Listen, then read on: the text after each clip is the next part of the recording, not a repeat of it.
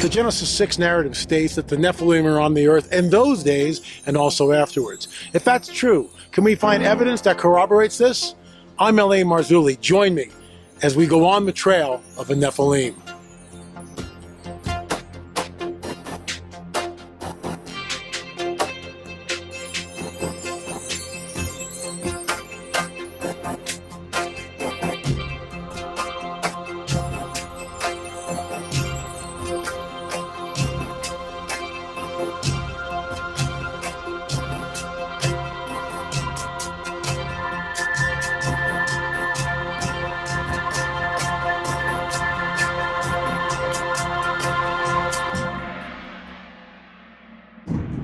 Check this out. The U.S. warned citizens to prepare for a possible Russian cyber attack. Hacking is a key tool for Russia. These past 2 years, the biggest cyber attacks against U.S. infrastructure have been leaked, you got it, to Russia. Your own personal data has never been more vulnerable than now. This is why I highly recommend Virtual Shield VPN. Virtual Shield helps protect your online identity by making you anonymous online.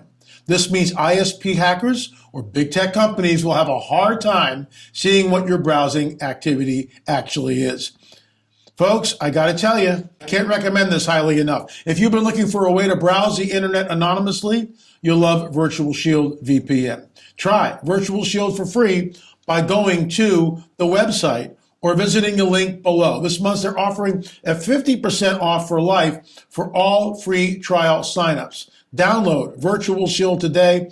Please go to the link below and check it out. That's virtualshield.com/LA, virtualshield.com/LA. Once again, it's the PTL network. It airs 11 o'clock on the East Coast and 8 o'clock Pacific time, but you can watch it right here on YouTube before anyone else sees it. So thanks so much for tuning in, and we'll see you on Monday morning. There is a hidden history that has been deliberately obfuscated from the peoples of the world, and that's why I am on the trail of a Nephilim. The Genesis 6 narrative states that the Nephilim are on the earth in those days and also afterwards. If that's true, can we find evidence that corroborates this? I'm L.A. Marzulli. Join me as we go on the trail of a Nephilim.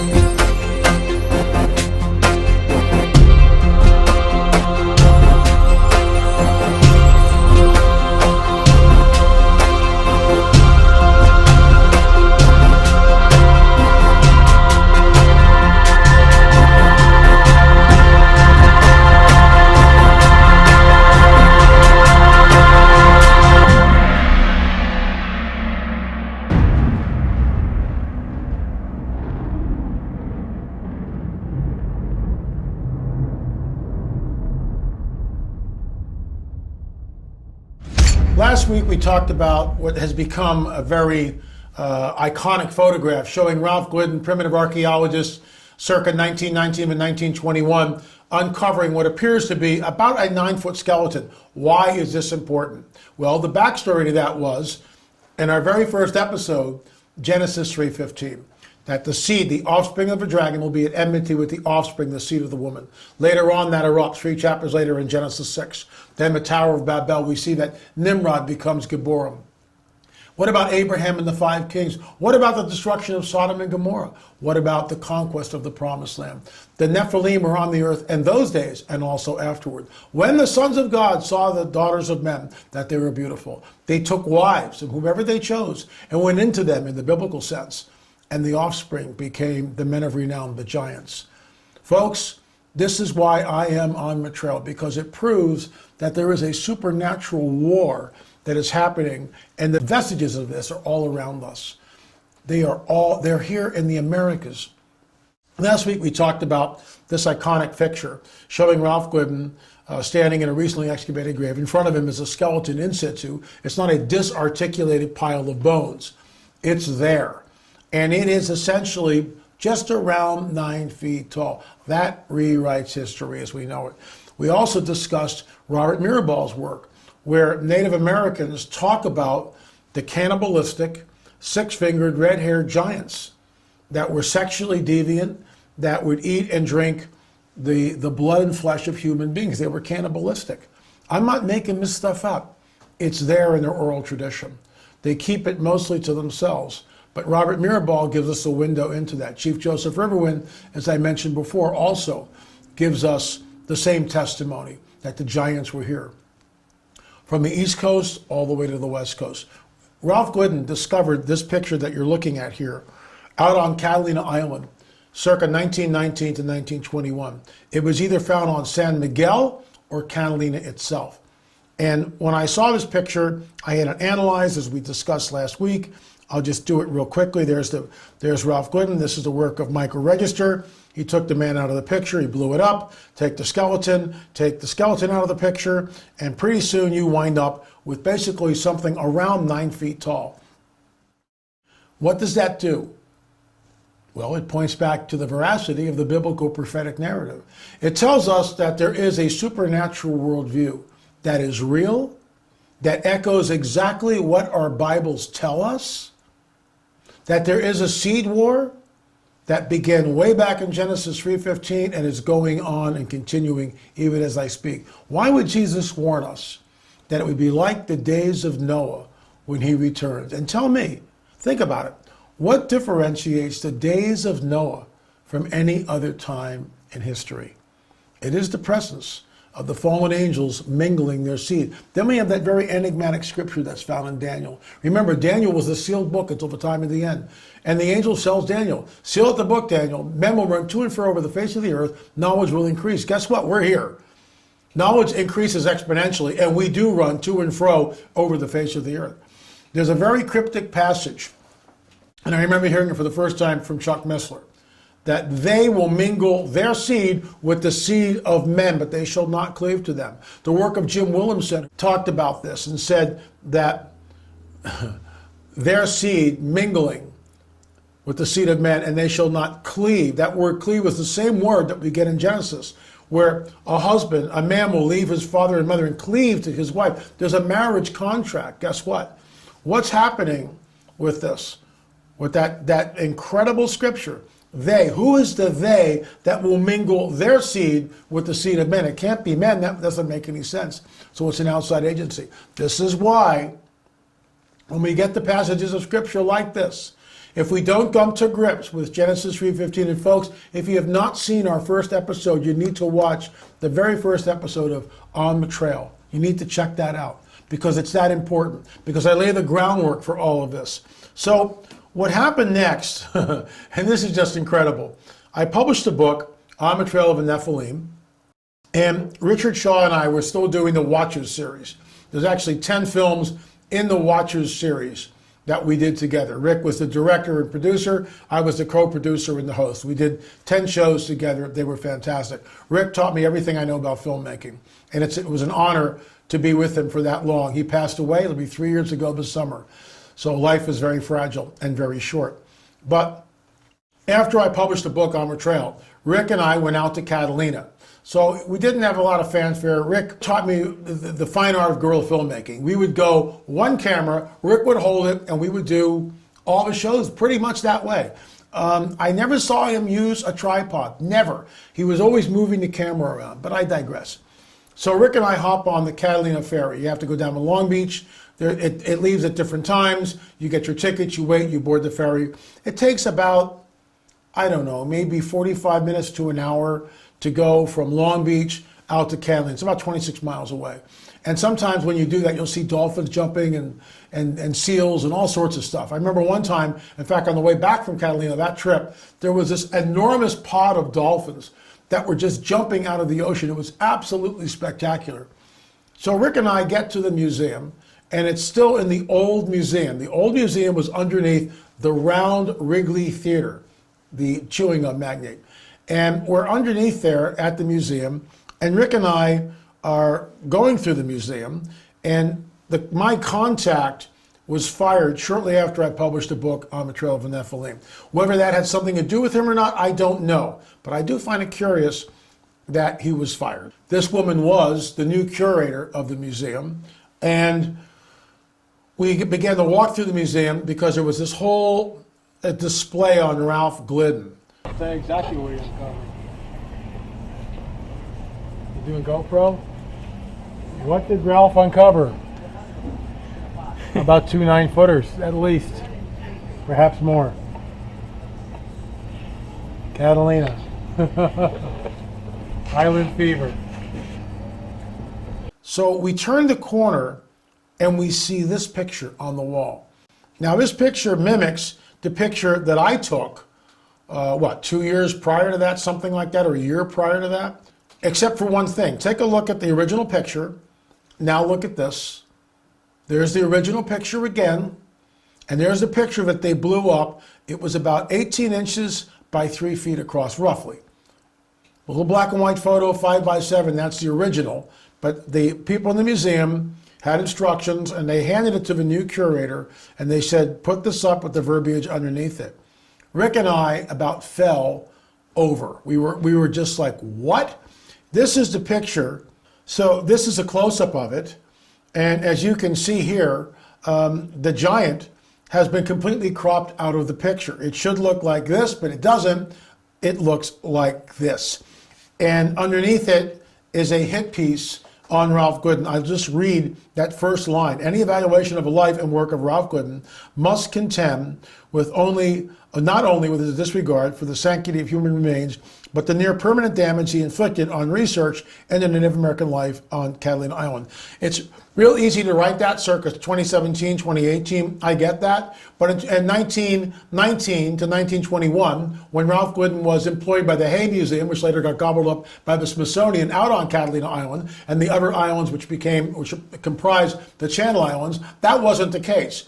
So now it's decades later, and archaeology has completely changed, as well as NAGPRA, Native American Grave Protection and Repatriation Act, which changed everything. Now you can't, if you find human remains, you immediately have to report it. If you find native artifacts on your property, you have to immediately report it. That's why out here in the Santa Monica Mountains, if I'm digging a foundation and I unearth a burial or Native American First Nation people artifacts, everything stops. Everything stops. And someone from the tribe comes out, looks at the artifacts, and they can shut down your whole site for might be a year. That's all because of NAGPRA. But before NAGPRA happened, none of this was there. So it's really easy to become real sanctimonious and point the finger at Ralph and say he was a little more than a grave robber. But that was sort of the status quo in 1919 and 1921. Archaeology was just really beginning to get its foothold, to get its balance, to have protocols. And, you know, Glidden should have known better, and certainly if the Hay Museum was employing them, they're just as guilty as he is. So anyway, you can always point fingers. So Rick and I were there, and I'm going to run this clip for you, and you can see it for yourself. Very, very interesting clip. I'm inside the museum after this picture was put up on the wall with the giant redacted. So I'm going to run the clip, and after that, I'll weigh in on that. First, I'd like to thank the Catalina Museum for allowing us to come in on such short notice and film in the museum. The Catalina Museum is about to open the new Catalina Museum in 2015. We are excited about that, and if you're on the island of Catalina, you definitely want to check that out. But in 2013, in the fall of 2013, I was allowed access to the Ralph Glidden files. Some of these files are represented on the wall, but a vast majority of them are not. For instance, the picture over in the far corner showing Ralph Glidden standing in a recently excavated grave. What's amazing about that photo is in front of him was pay dirt for me. And we've had that particular photograph analyzed by 3 different computer analysts who looked at the photograph, and through different means were able to ascertain that what this skeleton was in front of Mr. Glidden was approximately a 9-footer. The History Channel, in 2014, their closing show, In Search of the Lost Giants, actually interviewed me because of this picture. They also flew out to Catalina. They looked at the picture of Ralph Glidden standing in the recently excavated tomb and saw that very large skeleton, but they didn't analyze the photograph. And so this is sort of my intellectual property. What was astounding to us is that 3 different people came up with a 9-foot skeleton in front of Glidden, using different computer models, allowing for the difference in space between Glidden and where the skeleton was. And of course, Glidden was about 5 foot 8 inches. We know that from numerous witnesses on the island who were acquainted with Glidden in life. So we know that his height was 5 foot 8 inches, and extrapolating that skeleton, taking it out of the picture and then reconstructing it, showed us approximately a 9 footer. We rounded it down to an 8.5 footer. But that's only one of the photographs that we found in the Glidden archive, which of course was incredible. And 2 other photographs, which are in On the Trail of the Nephilim 2, and which we're showing you now. The second one was a 6-fingered giant, once again a giant. And this ties into what Native Americans are talking about. The second photograph I was able to uncover, which of course was painted for me. And remember, when I'm in the archive, I'm going in with a special lens, a world view. I'm looking for evidence of giants. I'm looking for evidence of skeletons with 6 fingers on the hand. And I'm rummaging through these photographs, looking at them very carefully. I've got my white gloves on, being very meticulously, putting them back into the correct folders and everything. And what astounded me is I just went, oh my gosh. And I called John Borgina, the former curator of the museum, over, and I said, how many fingers do you see here? And he counted them, and he said, oh my gosh, there's 6. And the reason why that's interesting is because Native American cultures, from New Hampshire to the Chumash Indians out here in California, talk about a race of cannibalistic giants, many of whom had red hair, which populated the area, and they also had 6 fingers. We hear this legend from tribe after tribe after tribe, all through the Americas. So is there something in it? And if there is, then we should find physical evidence of that. And seeing a picture like this is a conclusive proof, not conclusive. But what it does show, very, very clearly, in my opinion, is that 6 finger is there, and the thumb is right around the back of the arm. So you can see it. There's 5 fingers this way, and the thumb is wrapped around the forearm. I just want to close about that picture by saying this. We had an artifact in front of the picture, and based on that size of the artifact, and again, corresponding and talking to John Borgina, we believe that 6-fingered skeleton was approximately 9 foot tall. So now we have 2. So here's the deal, folks. Here's the deal, and it's something to really get our heads around. The Darwinian paradigm, and I'm going someplace with this, so bear with me. The Darwinian paradigm is sacrosanct. In other words, in Darwinism, there is no God, there are no miracles, there is no absolute truth, there is no right or wrong, there's no heaven or hell. It's do what you want, because nothing really matters, right? I mean, there's no afterlife, there's no God who created everything. All this just happened magically over billions of years of mindless evolution. Well, as Christians, we know from the Word that Jesus spoke everything into existence. In the beginning was the Word, and the Word was with God. He was with God in the beginning. All things were made by him, and without him was not anything made that was made. I mean, we either believe that, or you can believe the nonsense of Darwinism, where the complexity of the human, the human biological 3-dimensional suit that I'm in right now, where my eyes have moisture and they blink automatically, where my heart, without me thinking about it, is beating. And as long as it beats, I'm still upright. Where the English muffin that I ate for lunch or breakfast this morning is being digested. Where I'm breathing even as I speak, and I'm creating this language as I'm thinking. All this happens simultaneously, including my gesticulations. Are you kidding me? We are fearfully and wonderfully made by a holy, loving God. There is an afterlife. There is judgment. He does love us. He does love his creation. And you know what? I believe he's coming back soon, because I believe we are in the days of Noah, like the days of Noah. This is why we're on the trail. So you saw the clip, and what amazes me about this is the museum is flat out lying to the people that go there, flat out. Now, they changed it, but I'm getting ahead of myself. Why would they do this? You would think that if they had evidence of a 9-footer, and we showed them that they did, we had 3 people, we showed this in the last film, analyze it. We showed this and discussed it at length in last week's show on the Trail of the Nephilim. And what's amazing about this, you would say, see the giant that was here on Catalina Island. See the remains of a 9-foot giant discovered by Ralph Glidden. What do? Crop a giant out of the picture and write a hit piece on Glidden. Exactly the opposite. If they wanted to sell tickets, the line would be around the block. And I would have given him my research from my three tech guys who looked at the photograph and analyzed the photograph. All of them put it well over 8 feet. One of them put it over 9 feet. So, we rounded it down to 8'6". That's a really big guy. What's he doing out there?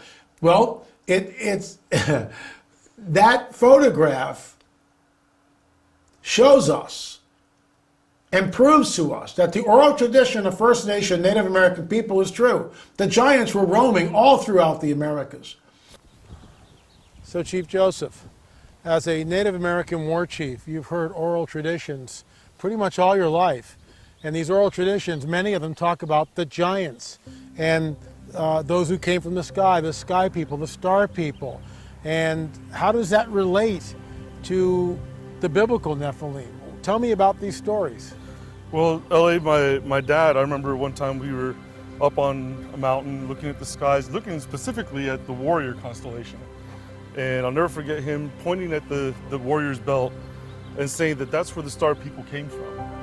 And the star people came, they fell from the skies and they took our women. They weren't good. Many of them demanded tribute, they demanded sacrifice, they demanded worship as gods. And in the biblical narrative, we see the same thing with the fallen angels. And we also find this globally amongst tribes, where these star people or star beings, whatever you want to call them, would come and make themselves out to be gods to be worshipped. Now, we find these accounts throughout all the tribes. First Nations tribes is what I'm speaking of. Okay. Accounts of the star people coming. Kokopelli is one of them, a very famous flute player of the Southwest. Sure. Interestingly enough, you could find in the book of Enoch that one of the fallen angels is named Kokopel. Which is very, very similar to very Kokopelli. similar. Just one letter of difference. So there is definitely a biblical foundation to what we find, but the paradigm being that these were pre-contact, European contact, pre-missionary stories that very much affected the lives of our people. So with that in mind, I mean, we know for a fact, and when I say fact, we've got hundreds of newspaper reports from the turn of the 19th into the 20th century talking about 9, 10, 12 footers being unearthed all throughout the Americas. And this, in my opinion, jibes with what we've heard from Native American oral traditions. When I was out in Catalina Island, I discovered 3 photographs which just, in my opinion, shouldn't be there. And one of those photographs, of course, showed a giant in front of Ralph Glidden, who was the archaeologist, quote, archaeologist, and that was put just under 9 feet. So when you see a picture like this, and I know that you've seen it, what are your thoughts on that? The investigative reporting that you've done has actually validated much of the oral tradition of Native Americans, which is one of the main reasons why I instantly connected with you as well.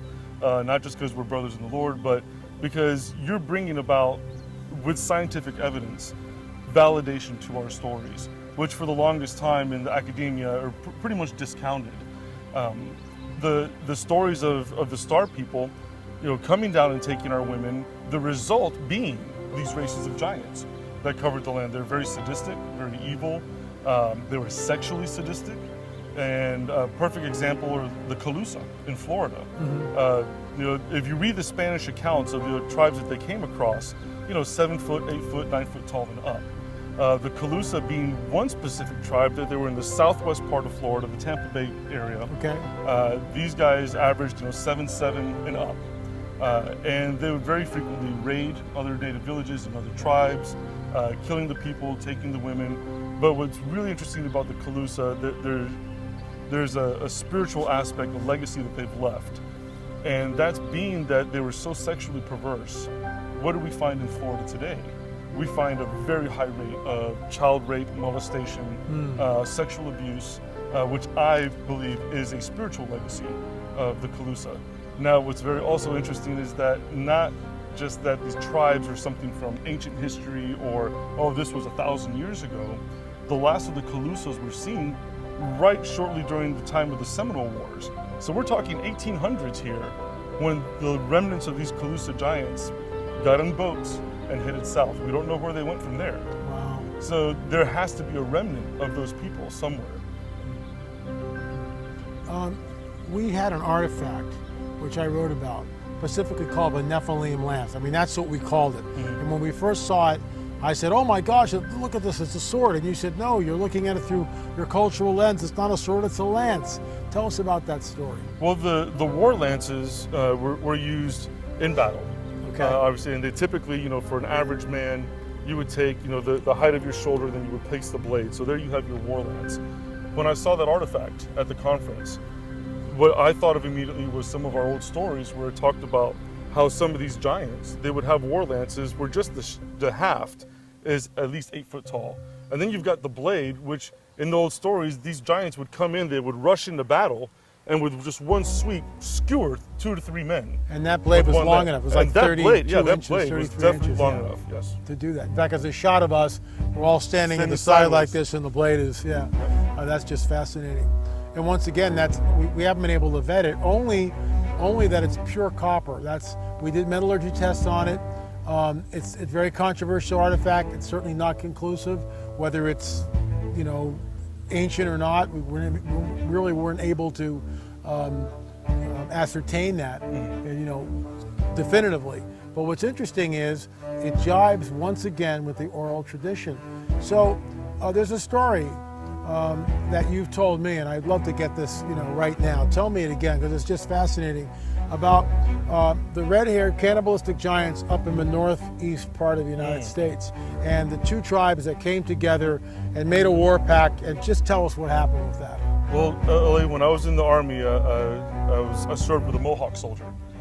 This story comes from the Mohawk people, and he shared this with me, and basically this story, I can't tell you exactly how long ago it happened, but it's an ancient oral story. And the giant tribes that were across the river up in the northeast were called the Allegheny, which is where we get the modern day name of the Allegheny Mountains. Sure. That was the name of these tribes of giants. They were heavily fortified in a village. They were 8, 9, 10 foot tall, red-haired, very fierce, would constantly come across the river and raid the Huron, the Mohawk, the Oneida, basically the Iroquoian people. But why does the scientific community deliberately obfuscate, hide, cover it up, crop it out of the picture? I thought science was supposed to go where the truth goes, where the scientific method is, right? Wherever evidence leads, that's where we go. We don't fudge things. We don't, look for something that's not there. And if what our hypothesis is and we can't find it, we'll just fudge the facts anyway, but to prove us right. We don't do that. Science is empirical. It goes by what it can see. Well, there's a giant skeleton, so why, pray tell, did you completely eliminate it from the wall in the museum? In fact, why did you flip it? So we went with this. This picture went viral, as well as when I was discussing it on our Watches series. Why would they do this? Why did they deliberately cut the giant out of the picture? I'll tell you why. Because it points back to the veracity of the biblical prophetic narrative. And that's why we are on the trail, to prove that the giants were here and that these sites like Sacsayhuaman down in Peru, Teotihuacan in Mexico, Gilgal-Raphaim, the Tomb of the Giants in Sardinia, Menga in Spain, America's Stonehenge, and Stonehenge, England, there's a connectivity. These are the fingerprints of the supernatural, in my opinion. They show us the remnants of the seed war that we first read about in Genesis 3:15. Thank you for watching On the Trail of the Nephilim with L.A. Marzulli. Did you know that you too can go on the trail with L.A. without ever leaving your house? All you need to do is hop on the net and type in onthetrailwithla.com. This will take you to our site where you can download the On the Trail videos, or you can purchase the DVDs. That's onthetrailwithla.com. There is a history that has been deliberately hidden from the peoples of the world. The On the Trail series will bring the Bible to life in ways that you've never could have imagined. So go to onthetrailwithla.com and order now.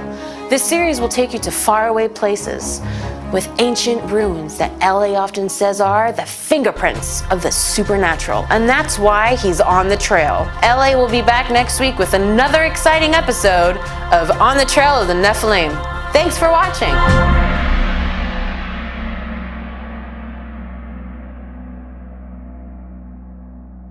Folks, we'll see you right here next week on the PTL Network for another exciting episode of On the Trail of the Nephilim. Thanks for watching.